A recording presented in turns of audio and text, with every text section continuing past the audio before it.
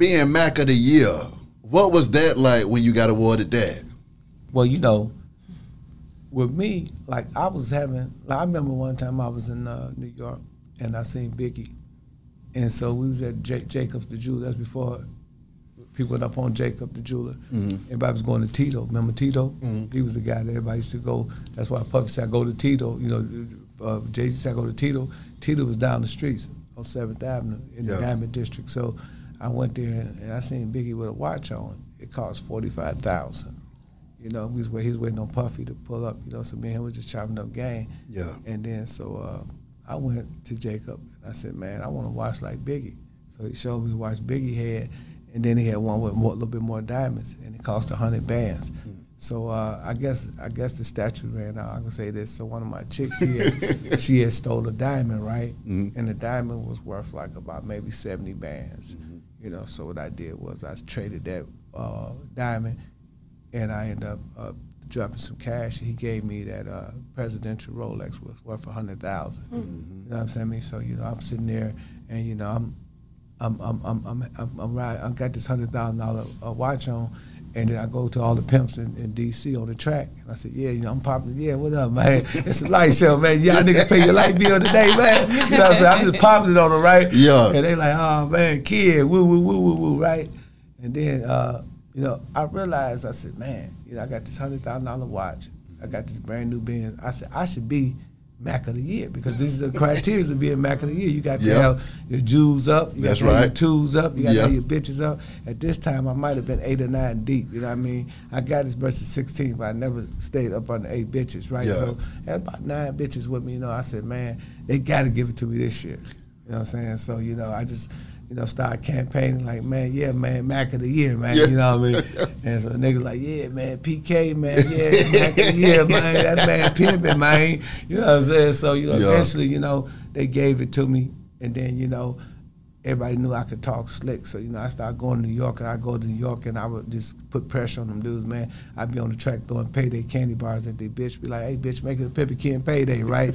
Every time I knock them, I got a Wall Street Journal with the banana peel, because, you know, that's what we say, we peel somebody, you peel them for the bitch. I got the Wall Street Journal and the banana, and the journal said, man, it's in the news, you been peeled for the bitch, man. You know what I'm saying? It's like, this nigga crazy. So New York niggas started liking me, and everybody just started, I mean, I just went off, man. I put ketchup bottles on niggas' cars and say, nigga, my game is thick as high. Yours will never be thick as mine, man. You've been dipping in the mustard too long, and you need to catch up, partner. You know what I'm saying? So I just kept doing that, riding around the track with my door open. They thought I was crazy. I said, yeah, bitch, the door's opportunities open, bitch. You know what I'm saying? You need to choose up and not choose down. And so, you know, they just started liking me. Everybody said, man, this dude is funny as hell. You know what I mean? So, you know, everybody started following me. We'd go to Philly, you know, we'd ride over here, and them niggas just followed me everywhere I went. You know what I mean? Because I was the you know, the life of the party. So, you know what I mean? So when we went to Vegas and the International Pimp of the Year came, all the big pimps and shit from New York and Chicago, they came, niggas voted me Pimp of the Year. You know what I mean? And, you know, because I really was pimping, you know what I mean? Like I said, I had the $100,000 Rolex, Rolls Royces, you know, $1,000 suits. That suit you see in Pimps Up, Hoes Down. Did you know those buttons was real gold? The Versace, I had them specifically made. So the suit was worth about $5,000. You know, the suit itself worth $1,400. You know what I mean? So I got, then those shoes was customly made for me by Burry Shoes. I was the first time you ever see a 3-tone shoe, those were the shoes that in Pimps Up, Hoes Down. That was the first time Murray ever did 3 tones. They did it especially for me. So, you know, it was just shit like that, you know, that I was doing, that niggas knew about it, you know, but it was always in our little circle. You know what I mean? And I'm paying like, you know, I got like 100 pair of shoes. I'm paying like $1,500-$1,600 a pair of shoes. You know what I mean? I got wall to wall with it. All my suits is a band or better. You know what I mean? So if that's the criteria of Pimp Mack of the Year, then I win tops down. That's right. I got bitches, I got jewels, I got clothes, I got game. You know what I mean? It was a no-brainer. You know what I mean? But you know, I mean, it was a lot of dudes that, you know, that people don't hear about. You know, I don't care to mention their name because I don't know what the criminality is, or if I be, you know, putting their business out. But it was guys that had millions, like in Texas. Them brothers was getting money. There's some brothers in Texas that was getting money. You know, 4-5 Rolls Royces. This was a brother. You know, they could have won Pimp of the Year. Everybody just didn't want to be in the light. Now, could they out-talk me? I doubt it. You know what I'm saying? Now, I'm the one with the platinum vocal cord. Yeah, yeah. Now, as far as gang spitter, I know I'm gonna go down in the game. It's the history in the history of the game. It's the best gang spitter ever in this century. Cause I don't think too many people might know them spit gang like me, and I could do it at the top of my head. Matter of fact, you know, I made millions of dollars doing it. So, you know, I mean, let's talk about that. So. P.I.M.P. with 50 Cent shooting that video. What was that like when you got all those pimps together and then you knew that video was going to go down in history as a legendary hip-hop video as well? Well, you know, it was crazy because, you know, on the set, me and 50 cool, right? You got to remember, we cool by this time. He know me, and I've been on tour with these niggas. So me and 50, you know what I'm saying? You know, we huddling up. Yeah. And all other pimps over there in the corner, so they like, what them niggas plotting on? And I'm gonna tell you, when we was plotting on, I was like, 50, listen, man, I don't care what them niggas do, man. I don't care what Bishop I say, man, but I got to say my name in this video. Yeah. He said, Ken, and dude named Robinson, what's his name? What was the director?